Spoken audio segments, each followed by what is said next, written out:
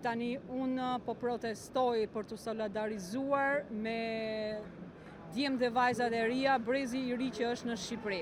Një dhe dyta, unë protestoj sepse zoti kryeministër, me sa e shikoj unë, nuk i ka qef brezin ton të ri, nuk i ka qef, i thret delirant, i thret, ku di unë se qa i thret, nuk i pëlqen këta me qeleshe, këto me flamur që i lidhin të qafa, nuk i kuptoj, qa ka me ne?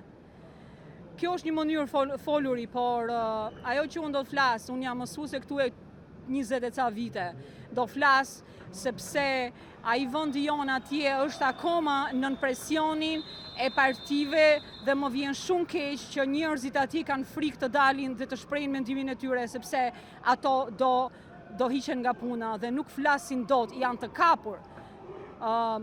Do flasë edhe për ato gardhet e mëdhaja që janë vënë në për Bregdetin shqiptar, po ndajnë elitën me popullin, po pse?